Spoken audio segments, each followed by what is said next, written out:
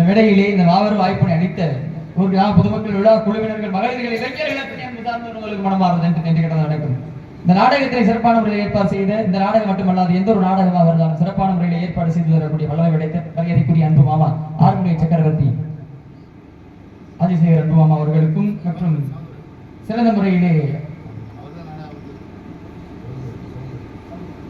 அன்பனார் அவர்களுக்கு மனமாறுவது என்று நினைவு வணக்கம். சிறந்த முறையில் ஒளி ஆவணம் செய்து கொடுக்கக்கூடிய கூடி ஸ்ரீ கவிதா பவர் ஆடியோ சம்பளத்துக்கு மணிவெளி அன்பு நிறுத்தத்திற்கு மனமாறுதல் நன்றி கடந்த வணக்கம்.